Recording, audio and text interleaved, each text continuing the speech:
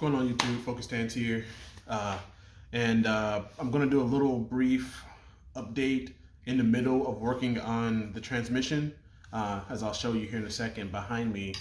I'm working on the transmission. Hey, what are you doing? Get out of here. Dog messing with stuff. Anyway, working on the transmission as we speak, and I'm waiting on certain tools to arrive so that I can do the shimming part correctly.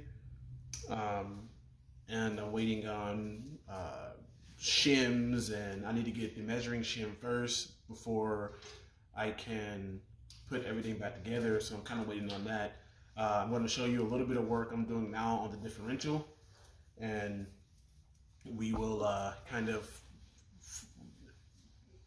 go with the flow as we wait for these last few parts to show up so that we can put everything back together and put the engine and transmission together and essentially put it back on the car. I also am going to show you an update with the turbo and the plumbing for the turbo. It's now complete and ready to be plumbed into the car.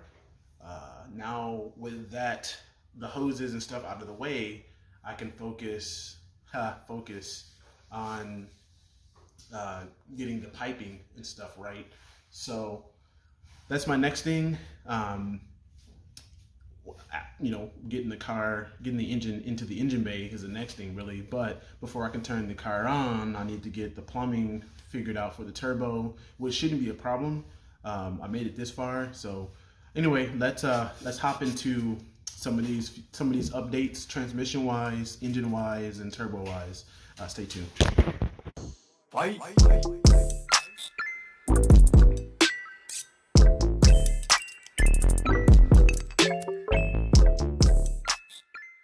right, so transmission wise, here is the transmission casing, and you can see I've already installed one of the CV axle seals. There we go.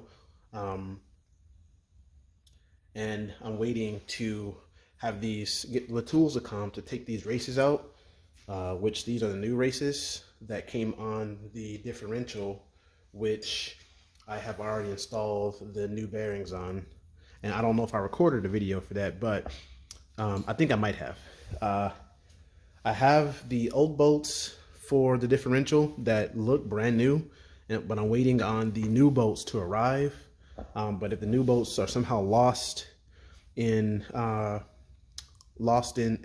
shipping, then I've already gone out to ordered and got the red Loctite for the bolts, and I got some orange Loctite for the other bolts. So I think we'll be good there. But yeah, here is the LSD with the bearings on, and it's really nice and ready to go. Switching now over to the engine. Let's see. At the FS Works 14 PSI internal wastegate installed. I had to do a little drilling to get it to fit this flange, but it does. I might have to do a little bit of work here. It should be fine. I was saying because it's kind of wiggling a little bit, but I think that should be fine. It's not opening. Let me check down here. Is it opening at all? It just barely got a little bit. I think that's fine. But yeah, so this is now installed. I just need to run a vacuum hose between these two pieces, and maybe even I'll get like a Turbo Smart regulator to put on here. I'm probably going to do that. I got my barbed fittings for the water lines are now on, and the line for the oil feed is on, and that is on 10 millimeter to 4 AN fitting with a 2-foot line, braided cable, I guess, braided hose into a 0.35 AN4 restrictor fitting. And I believe these are AN6s for the water hose. The water lines are AN6s. And the there we go. The old drain is an AN10 15.7 inch length hose to obviously the AN10 fitting that I installed earlier in the series. So we're all good and plumbed here and ready to go. And I hooked these into the heater core. So I tap into the heater core with these lines, and I need to get 2 more of these clamps here. And then I already have clamps for the ends of those hoses. So once I get the engine in the car, I can cut the water lines to size and we'll be good there. So, and I also have a little special present over here. I have the downpipe ready to go on, and my pretty shoddy heat wrapping ability. But so interestingly, my downpipe isn't fitting too well on the car, and I'm having to do a little bit of widening on the drill to get it to fit right. So that's that. So that for now, that's the update. Like I said, I'm waiting on some parts to come in. I'm probably gonna get this ready. So this is the gear that needs to go onto the LSD. I'll show you what the old one looks like again. That's what the old one looks like. And you'll see in the second part of the transmission first part, which I'm gonna probably show both of these videos here pretty quickly, you'll see what the actual breakdown of the open diff to the LSD actually looks like. So stay tuned for that.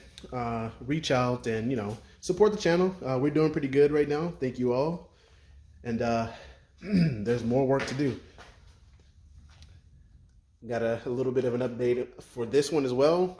If you had issues with your shifter, this was it. So this is the problem that most people are having when they can't go into gear.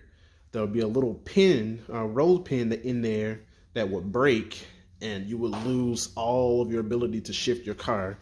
So what I've done to fix that is I ran a bolt right here. I ran a bolt, I don't remember what size it is, but I put a unknown or known size bolt through that hole, and then I capped it off with a locking washer or a locking nut on the back side. So now if I set the camera down, so now when I go to shift,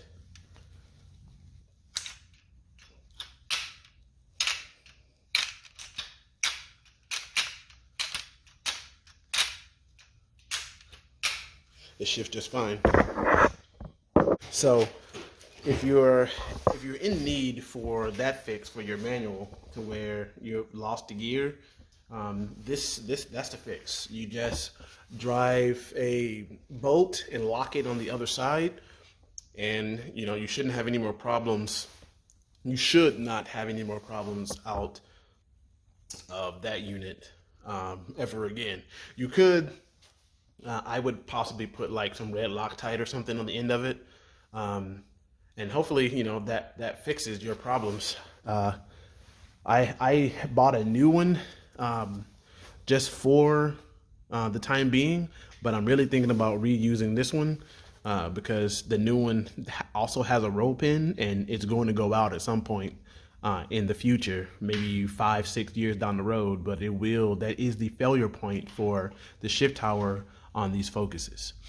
Anyway, I'm going to get on now to this transmission stuff. I just want to give you a little quick update about what's going on in the focused hands world. I'm waiting on parts and tools to do stuff. I have all of the preload tools that I need for the car or for the transmission right now. the digital indicator, and I got a micrometer, a digital micrometer for the shims. So we're ready to go. Anyway, that's a little short update for you. We will be back very soon, so stay tuned in, and I'll see you soon. Focused Hands out. Peace.